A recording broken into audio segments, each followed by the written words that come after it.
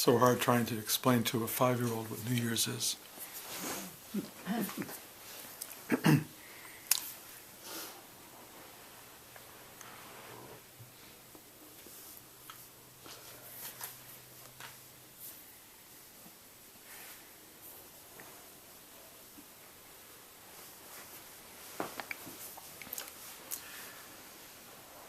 I definitely know that as I get older, each year is another trip around the sun. And I've now made almost 73 trips. And I'm definitely feeling my age. And Blanche and I are both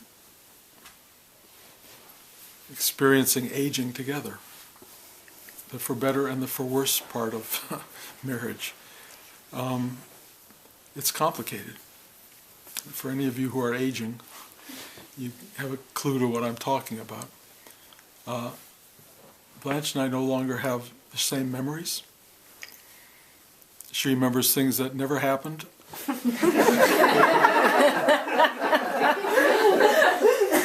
I forget things that did, and then they kind of switch around. We had that car accident about however many months, about a month and a half ago or 2 months ago, and we've become really old drivers. We are so cautious now. Every moment you think a car's coming at you, and I don't care how enlightened you are, your body reacts to that stuff. And you'd think by this time in our lives we would be done squabbling. I will tell you, unfortunately, that's not true. Squabbles happen, arguments happen, tensions arise, and I think there will be people listening to this right now who will say, well, that disqualifies him. How can he be a teacher? He squabbles with his wife. And I can say maybe that's true. Maybe it's true that if you don't have perfect equanimity your whole life as an awakened soul, then you can't be an awakened soul, and I can't argue that. And I would tell every one of you who wants a completely equanimous, is that the word? Equanimous? Equanimous, sounds good. Personality in your the person who's talking to you about awakening and enlightenment and non-duality and the pleasure of being alive, then find the person who is. I just know that I've never met anybody who's a constant anything, ever. And I don't know what I would do with that person. I mean, I look at pictures of some of the great awakened souls, and they look like they're always smiling. And I keep going, well, I would love that. I would love to be always smiling and, laughing at everybody's crazy problems and life issues, because, what does it matter? We're all just nothing. And I get that. We can dissolve all of this into, none of it's real. Excuse me, so why get caught up in the human drama? It's just a temporary condition. And there's truth. There's truth to all of that. And in terms of disqualifying, I would like to immediately disqualify myself from anything that has to do with teaching ultimate truth, because I don't have a clue to it. And I'm hoping a lot of you turn off your machine at this point, or some of you just decide this is not clearly the person for me. But I will tell you from my own experience that there is something remarkable in imperfection. There's something remarkable in it, because it's real. We were driving home from Los Angeles, a ride I don't love, with all the toys and gifts that we had gotten for the grandchildren, and cars stuffed full, and we're driving, and I actually take a wrong turn without knowing it, and Blanche, who's my navigator, didn't know it either, so suddenly we were having to go, what's the name of that city that we're driving? Bakersfield. We're driving through Bakersfield on a very long ride home, and it's stop and go all the way, and I am not happy particularly. And of course I want to blame Blanche for not seeing the directions, and she wants to play, because why didn't I pay attention? And she's right, I'm right. We're in the middle of all of this, and I get a text from a student in Los Angeles who says, "You know, Bruce, you're the real thing." And I'm reading this, and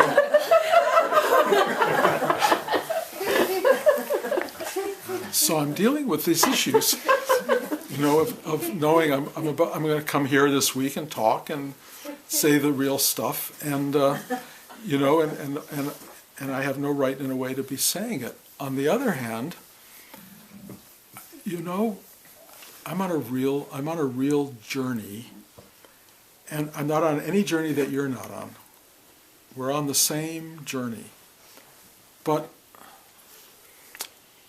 it has dynamic aspect, meaning there are moments of absolute profound connectivity and awareness that clarify everything, even though you don't understand it. And there are moments of profound stupidity and discomfort, a headache that won't go away. My stomach got all upset from God knows what. My son Ari took us out to a 7-course meal. The escalator going up had a pile of vomit at the bottom. Sorry, and I didn't think about it until I was on the 6th course. And there were people there eating 25 courses, truly 25 courses, small plates, and you don't even order, they just bring it to you. You tell them what you don't like, and then they arrange it. So, and it was a fantastic meal. We took the elevator down, which was smart. And it was a great meal, but then I had an upset stomach for a week. And, you live a life that is confined in a physical body, in a mind that's trying to figure stuff out, even though you know you shouldn't be, and even though you know you'll never figure it out. You have this extraordinary awareness that there is no you. At the same time, there's a you that's upset. Unbelievable duality, unbelievable yin-yang, all operating at the same time. And for me, in fact, and I've described this, I think, before, this duality is now compressing into something so tiny that it's like, yes, no, yes, no, yes, no, yes, no, yes, no, all the time. Good, bad, love, hate, love, hate. It's all moving around, and it's compressing into almost like a black hole of density. And it's what I am. I am not duality, I am duality. I am what is. And I don't say I am in any way to distinguish me from you. I am is what all of us are. We are, if we reduce it down into its core, we are the I am. I am. That's what I am. What else am I? If I ever arrive at absolute equanimity, permanent and total, I'll tell you. And then I'll say, guys, you've got something to work toward. You've got this goal. You can attain equanimity. But the closest I've come to any of that is knowing that I am what is. And what is everything. And, as I talk about occasionally, nothing.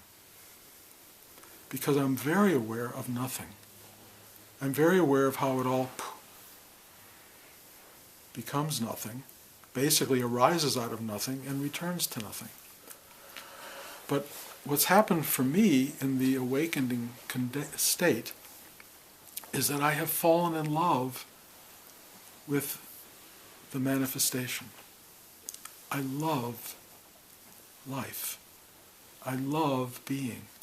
I look at it as miraculous, indescribable, unexplainable reality. I'm not trying to escape this thing. I will be taken out of it at some point. It will change into something totally unrecognizable. I will lose people I love. I will lose places that I love. I'm already losing memories that I used to love. It starts to deteriorate, to disintegrate. And part of me is just going, okay. The part that I have arrived at, in a sense, is that nothing holds, nothing lasts, nothing stays. So what do you do with that? Well, you can feel existentially miserable. What's it for? Why bother? Why try? Why do anything? Why embrace anything? Or you can, in my condition, be so grateful and so in love with that which is manifested alongside you, which at this moment is every one of you. Yesterday and much of this weekend and much of the time in Los Angeles, it was my family. I did a whole talk last week on family and the complications of family. I did say I think that if you want to understand the depth and realization of your spiritual life, spend time with your family. It's really true. You'll never get more knowledge about who you are and where you need work than that. But I also had time with my grandchildren. I talk about them incessantly. But when I hold them and hug them and look at them, I am staring into the face of wonder. I'm staring into the face of miracle. The beauty that radiates back, the joy, the clarity, the growth that's happening, the development, the pleasure of being. I get to witness it firsthand as a grandpa. Not that I don't witness it in you guys, but it's different. You guys are different. You've already gone through the growth spurts. You've already gotten frustrated by life. You've already got issues and problems and dramas, and they're all going to have them too. We know that. But you have them. And so I sit here with you and I go, whew, okay. When I sit with you, it's not like my grandchildren. It's just different. You know, as I'm different. I'm not like one of your grandchildren. I'm another being.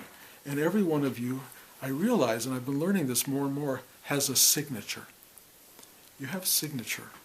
And it's really interesting because you're all very complex at this point. You've been around the block so many times, or around the sun with me and Blanche and all of us. We go around the sun. And things change and alter in us. But something doesn't. Something doesn't. And you start to see it in the child. The thing that doesn't change. It's the signature. And what I start to feel and look for in each of you as I sit here is the signature. The thing in you that is known. That says, this is what and who I am.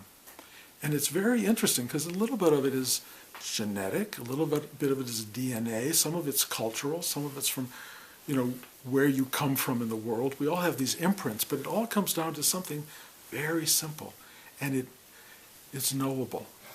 So when I look at you, I know your signature. I know it. And I'm able to embrace it. I'm able to break through all of the crap and just go to we'll call it the child inside, and I'm able to take the child inside you and do this. And those of you who are really open to that, feel it. And every one of us wants to feel that. Really want to feel it so much. And I know when I hug each of you, it comes across a little bit. And the one thing I've found that, I'm not going to do this to all of you today, but just so you know, if you want to really touch another person and bring them right back to that place, go to them and do this.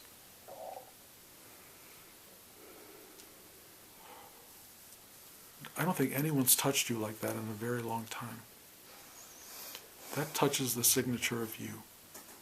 It goes right down the system. It opens all the doors. It's you. And the universe loves you that way. It goes, it gets you. It knows the journey. It knows how hard it is and how to struggle it is, how much you have suffered, and it only wants to do this or this and bring you that compassion Some of you are available to it. Some of you less so. What happens here, at least what is trying to happen here, is that there's a wisdom inside that comes not from Bruce, because Bruce has none of it, but it comes through here and it understands your signature and it holds you the way you need to be held. It accepts you the way you need to be accepted. I would venture to say none of us has ever been fully understood by anyone. Close, perhaps, close, but never really understood. My son Ari, who I deeply love, has felt that he's never been understood, and I think he's right. I think he's right. He wants to be understood. Most of us have kind of gone, oh, okay, I'll take it as I get it, which is fine. But what we really want is to be understood, and there is this quality in the signature that is understood. And this energy, if you want to call it that, this embrace, this presence, takes you in and gives it to you the way you need it. And you're looking at it a little bit externally because you're seeing it as coming from me. And that's kind of like it's like a transference. And what you need to do is transfer it back to you. Because all I'm doing is signaling to that part of you that loves you to re-embrace you from deeply within. Just to take you in. Because you want it and you need it, and it gets you. It just gets you. It doesn't get you through the mind, because your mind will never get you. Your mind doesn't get very much of anything. Even your emotions are so convoluted at this point. But anything can set them off. Anything can get them in motion. What you really want is the stillness of that deep place. When we take Elijah, my grandson, to put him down, unlike most babies who go, nah, he just goes, oh. You put him down and gone. He's so happy to be brought back to self, be brought back into that place of knowing who he is. We all have that. We all continue to have that inside. It's to find it. And here's the problem. We all think we're disqualified from it. We all think that somehow we have become imperfect expressions of what is. We think for whatever reason, you didn't go as far as you should have gone, you made the wrong turn, you didn't love the person you should have loved, you've never been loved enough, you've got all of your reasons for being imperfect and being disqualified. And so you look at yourself driving in the car, squabbling with your wife, and you go, I'm not the real thing. I'm just another person. That's all I am. That's all any of us are. And then I just go, okay to that. Okay. And that's really interesting. Because when you accept your imperfection and you accept the person in you that you are, the lack of magnanimity, the lack of equilibrium, all that stuff, something happens. And what happened in the car was interesting because I let go of my annoyance. I let go of my sense of being right. And I did something which Rudy taught me to do a long time ago, and I got to say it's really fundamentally important. I turned to Blanche and said, I'm sorry. I'm sorry for getting angry. I'm sorry for throwing that at you. That's the difference between unconscious behavior and conscious behavior, between being human and being, let's say, awake. Being human is to stew in your stuff, which is okay, except I tell you, it doesn't feel good. It really doesn't feel good at all. But to say I'm sorry, which is the hardest thing in the world, lifts you out of it. It's just gone. Wow. And you feel a little bit, a residue of stupidity, a residue of ego going, I'm not wanting to say it's sorry, but you feel really like you lighten the air and the atmosphere around you, and it's really important. Here's the trick. When you are feeling crappy, and you're thinking you're not worthy, and you're thinking you are unhappy, unsatisfied, miserable, whatever, depressed. Let's take the journey. Wherever it starts to lead you, rather than saying, I'm wrong, something's wrong with me, I'm a bad person, I'm not qualified, I'm not worthy, say yes to it. Say yes to that awful part of yourself. Just say yes to it. And instead of trying to run from it, instead of trying to go into whatever's going to take you away, turning on the TV, turning on your iPod, whatever the thing is that you think is going to get you out of this mood, which may, something may, the right song, the right TV show may get you out of it, the right drink, I don't know what you do to get out of this stuff, but try something else. Don't go anywhere. Sit with it. Sit with what you find in yourself. Sit with the unhappiness. Sit with the sadness, the misery. I don't care what it is. The thing that you want to leave behind, that you want to get out of. Sit with it, and then go in. Go to the root of it. Dig deep into the root of what is happening at that moment. This is not intellectual. This is not through analysis and through therapy, although you can do that. This is through just sitting there. And it will not feel good. It will not feel good. You will feel whatever, lonely, why me, God, all of this stuff. But go there. Don't leave it behind. Go into yourself and sit in it. And watch as you deepen and deepen and deepen into the root, if you will, cause of all of this. What is the cause of your aloneness, your sadness, your insecurity, your fear, your hatred, all of this stuff? What is it? And just go deeper and deeper and deeper and deeper. You will learn things all through the depth of you.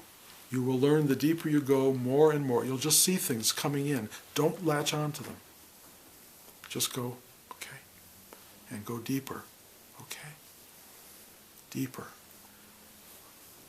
One of the things you'll discover is that the thing itself, what that's driving you crazy, will start to not have so much power. The emotion of it will start to weaken, and you'll be going deeper and deeper into something that kind of even begins to wonder, why am I going deep? Because now I feel good. What am I doing? But you just keep going deeper. And what do you come to? I'll give you the answer. It's not the answer, but it's definitely a big part of it. Being born. You were born.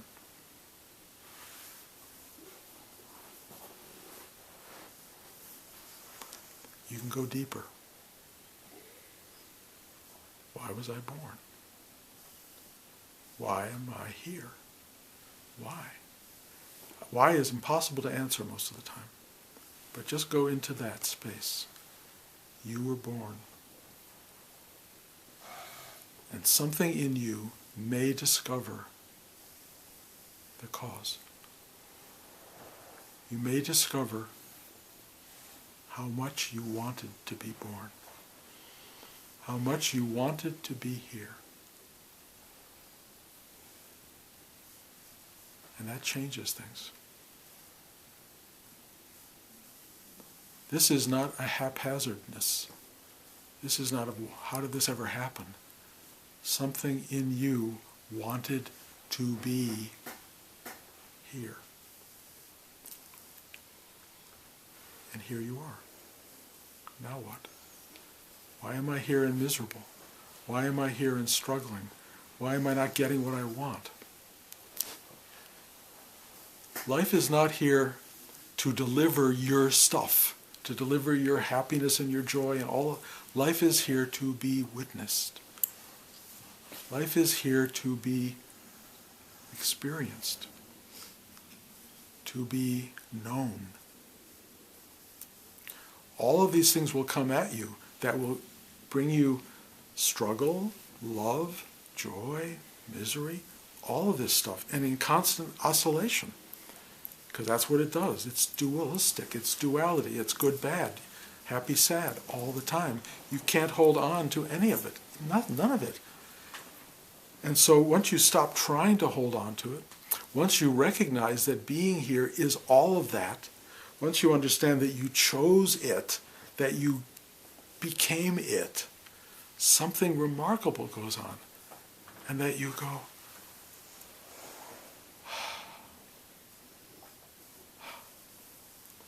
wordless, emotionless stillness, recognizing who you are and what this is, and it's just perfect as it is. In this absurd imperfection of you, it is exactly what it must be. The minute you see that, something shifts inside you. You own it. You take ownership of you. You say yes to you. You say yes to this, and there is a gratitude that floods you. It comes from the root. It comes from the depth of your own being, and it floods into this, and you become whole again. Full. And it doesn't get rid of you. It puts you at the, how can I say? I was going to say at the center, but it's the you that's at the center is the witness. The you that you discover is everything. The ego-mindedness of it all is the thing that witnesses for you, through which you see and touch and feel. And it has a kind of identity that cuts you off, separates you from it, but it makes feeling possible. It makes knowing possible. It makes life possible.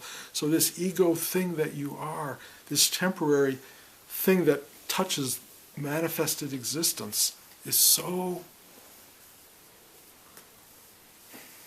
remarkable. And when you let go of it and realize what it is and how it serves you, and that you're not really that, you become free to be all there is and to feel every emotion and every feeling and every thought that might rise through the manifested universe. Because that's really what you are and who you are. And the journey to that is amazing. To get lost in it is absolutely the norm. Everyone is lost in it. Everyone. Does it help to get found in it? I think so. To find your way is, at least, it doesn't get rid of the suffering, it just makes the suffering part of it. Makes it part of the whole, and then you just go, oh, wow. And then you, as I often say thank you a lot.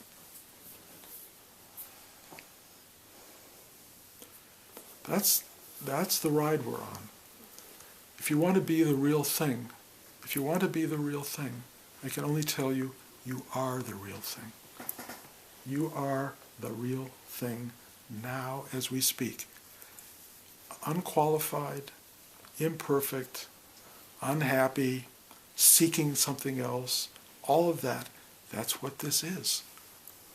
But there is a foundness that can happen that will make it wonderful instead of keeping you in the dark. There's a light that can go on. It doesn't change very much, but it makes it possible to see what's in front of you in a new way. And that's a gift. That's a real gift. It's not given lightly. I don't know why. The universe doesn't just hand it over. It doesn't just go, here you go. Why? I'm only going to guess that it's because we wouldn't build a world very well if we didn't have to work with duality. It wouldn't manifest. It wants to manifest. It wants to create separation. It wants to create us. It wants to be able to see itself in all of its multitudinous forms. It wants to be thrilled by its own existence. It wants to see it love itself and kill itself. I don't know why. It wants that. And we're here to witness it. And that's what we're doing. And if you want to see it with your eyes open, trust me, it's a better view than seeing it with your eyes closed. And if you want your eyes open, open them. Start to sit still, be quiet, get beyond your mind and your interpretive nature and your stuck emotions and your fears and feelings and all that stuff. Just get quiet for a moment and watch this thing. Bless you. Watch this thing show you the truth. And there you are. And then you may not want to come to classes like this. Bless you. On the other hand, this is called satsang. It's called sitting in truth. And the wonderful thing about sitting in truth is it's better than sitting in untruth. It's better than walking around, going to a Christmas party. You go to a party and everyone's trying to be jolly, or New Year's Eve, and everyone's trying to be this or trying to be that. That's complicated. It's definitely complicated. Once you sit in the center of truth and you sit and share truth, it reflects back on itself, and it's really beautiful. We don't get a lot of opportunities to do this in life unless you create them. And even that's hard to do because not everybody wants to be around truth-sayers. They just don't. We're so used to the affirmation of untruth. How you doing? Great, I'm fine. How are you? Oh, I'm fine, I'm great. Nobody's great, nobody's fine. But if they sat around telling the truth, what would that be like? Oh my God, I went to the hospital, and I did the doctor thing, and I did that. You don't want to hear that either. So maybe we've created a simple version of how all that can be. But if you really get to the point of real truth, it's not, I went to the doctor and I did this and I did that. The real truth is, I am so joyful to be in your presence. That's the real truth. And then you just talk and share and, eat some M&Ms or, whatever it is that makes life sweet and fun, and hold hands when it's not so sweet and fun, because we definitely have that too. So that's the journey. We're all here. We're all sharing this thing. I'm so grateful to be sharing it with you. It's a blessing knowing that you guys are allowing this thing to be spoken, which is really kind of why it's happening. And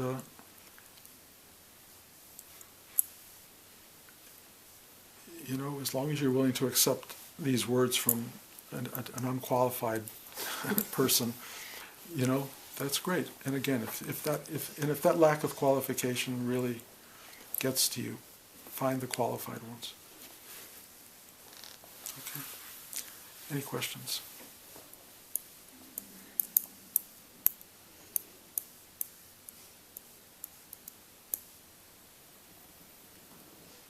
Is it still running? Mm-hmm. Okay. Oh. All right. It's not on your talk, but I've been thinking about willpower. I'm just wondering if you have any thoughts about willpower and what it is, or. Sure. It serves the body-mind complex. Mm-hmm. It makes things happen. It moves through obstruction, and it's very rooted in the navel chakra. It's the source of it. It's the fire in the belly that many people who do spiritual work do not have. Unfortunately, it's what brings them to spiritual work, because they're so full of wish and desire and no activation.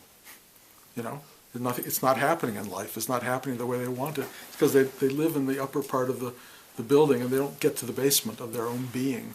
And that basement is the willpower, and that basement makes things happen. If that basement willpower isn't connected to mind and heart and ego expression and all these, I'm pointing to the chakras, which is where they all work. They work in different ways. The navel chakra is the space of this thing. If you can have it aligned with your heart and your mind, you can do wonderful things in the world. If you have it with your ego thing, with this communicative structure here, you become an artist. You can become a thinker. You can become a caretaker of the world. You can become all of this stuff if you have willpower. If you don't have willpower, you will stew in your own fantasy land of hopes and desires. It's not enough. Or you will try to escape the world in meditation. I'm free of everything. You're not free of anything. You're just not engaging. You know, that's what people want to be free because it doesn't hurt, it doesn't feel. You never. I don't think you're going to ever get there. I mean, like I said, there was a student a while back who had disappeared into feeling nothing, total. Oh. But if you even shook the tree a little bit, it was like, don't touch that. You know, you're alive. And that was the great thing about Rudy's teaching. Rudy's teaching was, this is it. Figure it out. The world is your teaching. Make it manifest. Work it through. The reason I had a career that was successful was because of Rudy. Because he said, do it. Go push down the walls. Do what you have to do. And you can. Not only that, the universe makes room for you. It's very responsive to willpower. You know, for better or for worse. You know, it gives you the power. If you want the power, but with great power comes great responsibility, as Spider-Man, I guess, taught us. You know, that's kind of how it works. And if you don't have responsibility, you can see what happens in the world. It's pretty horrifying. So you want to get it all aligned. But willpower, I think, spiritually is really important. It's kind of what Sunday morning, 8 o'clock, you wake up, and you can go to brunch, or you can go to an early screening of Star Wars, or you can go to Bruce. You know, willpower is what? It's a little bit of a combination of this, but it's really this that says, okay, I think I should go to Bruce. I mean, it can also be guilt, but mostly it's something that pushes you in that direction, and it really empowers you. And if that's what brings you here, you will take a lot away. And that's the value of willpower. And how do we generate more of it? Bring your attention here. It's all attention. Mm-hmm. Energy is attention focused on a place, and it just thrives with attention, just like crops thrive with rain. Rain, sun. All that attention, and they grow. They can't stop. You're the same way. And then you get really, really full. I described this in the introductory class. You get really, really full. Let's say you're a peach. You're a peach on a tree, you know, or you're a spiritual being hanging on a branch of life. And you get really full and really juicy and really wonderful and very fulfilled, and life is wonderful, and plop, you come off the tree. You've done it. You're free of the tree. Now what? You got a little bit of time before you either someone eats you, you know, and you rot and go back into the ground and nurture the soil, and more growth happens. It's kind of what it is. It's not better than that. But boy, when you feel that sweetness, it's pretty amazing. And when you get free of the tree, you realize that's the journey. I was going to ask in the orientation, you kind of went through the chakras, but you didn't talk about the solar plexus, which I've heard is kind of source of the will. You know, that's Rudy. I mean, everyone has a different map for the chakras, and I follow the one Rudy gave me. I've looked at other descriptions of chakras. Solar plexus is a complicated chakra. Rudy doesn't talk about it. For me, and this is just me, the depth of the heart chakra, when you get deep into the heart chakra, which is here in the chest, when you get deep into it, you will come to the solar plexus, which is something, it's not will exactly, it's radiance. It's a kind of penetrating awareness that goes into life. And it's really the solar plexus. It goes way out into the land of the living, and it goes way into the black hole of yourself. Right there. I deal with it a lot, and it doesn't feel chakra-like exactly, although it comes out of my heart. I know it. It goes really deep, and it's a long conversation, and you can listen. Other people have different concepts for it, but I will tell you, the black hole part of it may become the thing you start to deal with when you're 70, because it's starting to suck you in, and it ain't pretty. It's just not pretty. On the other hand, it is real. And we're all going to get sucked into the black hole of oneness. But that means your ego has to pass through it. And every little part of you that still is going to get pulled into that inescapable space of totality. It's different than awakening. It's the biological end of a manifested state. So that's how I look at it. You know, it may be wrong, What's your other question? So willpower kind of denotes a little bit of direction. How do you use willpower aligned with higher powers' willpower? How do you not use that strong will, but not, not kind Well, of... great question, and many people don't. Many people have willpower for its own sake. Just, go out there and exert your will. And a lot of people will ignite it with a little bit of mental activity, some with a little bit of emotional activity. Great athletes go out in that field with willpower and they're going to win the game, no matter what. That's potent. That's will combined with desire, which is heart. There are people who have this belief system, which comes from up here. Belief in I'm going to change the world. And then they go out and they create ISIS, they create religion, they create all these different things that will change the world that mostly comes from up here. But acknowledged with the will, they empower forceful change in the world around us.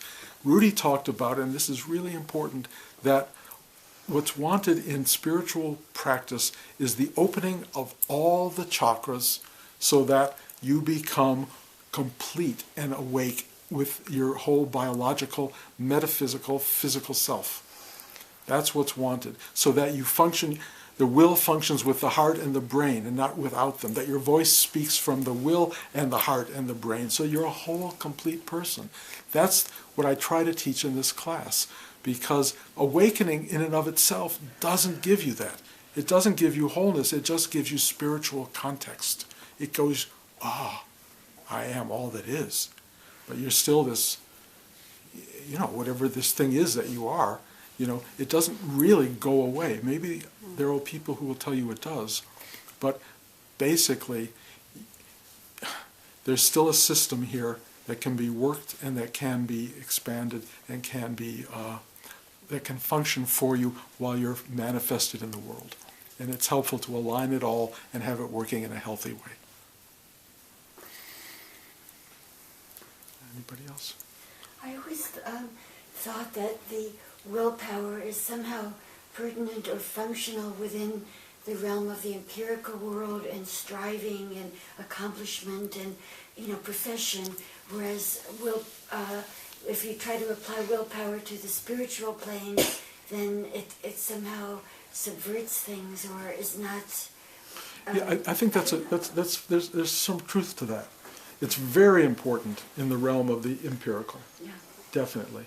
In the spiritual realm, Rudy would say it's the thing that brings you into commitment. It brings you into saying, my life is about this.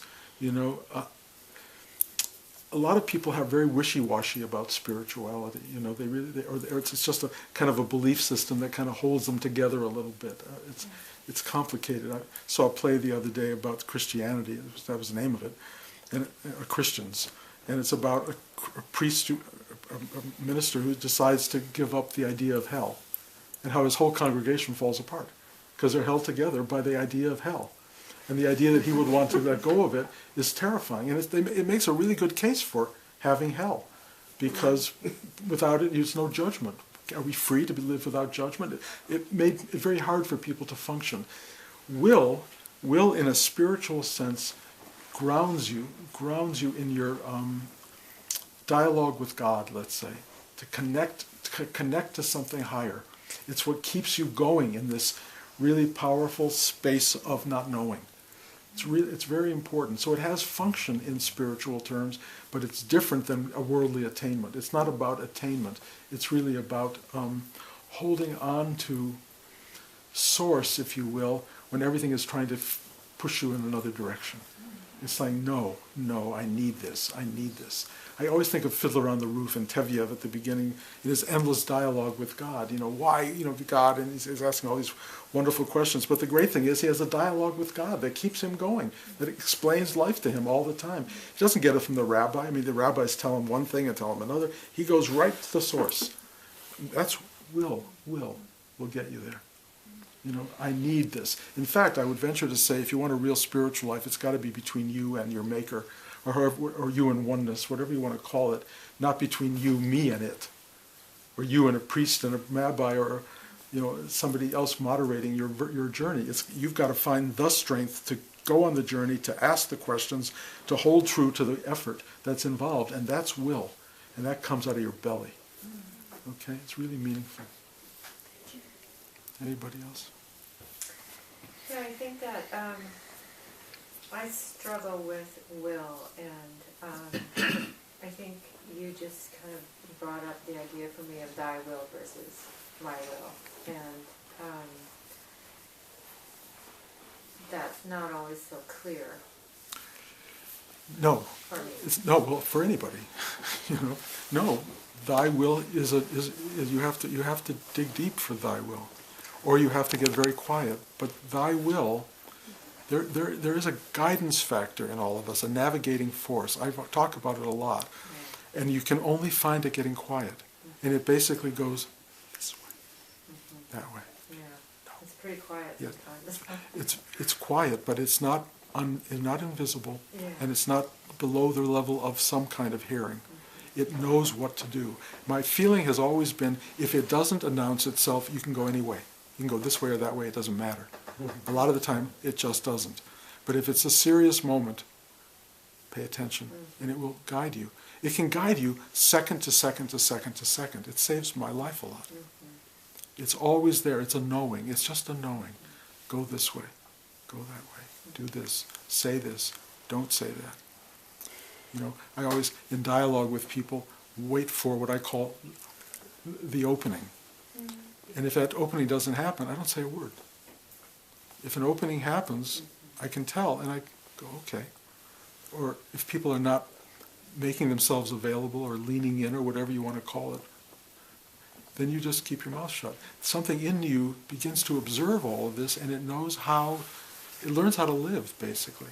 How do I live? And how to listen also. Thank you. How to listen. Yeah, all of that. It's enough for everybody? Okay. To be continued. I think those of you who saw the program, we're going to be here next week, the weekend after, back in LA. Then we'll be here. Then I have Australia for three Sundays, so there'll be 3 Sundays we won't be here at all. And then we'll be back toward the end of February.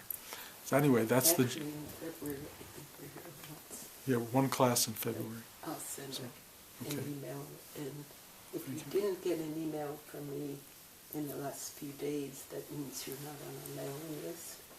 So please be sure to give me your email address before you leave today.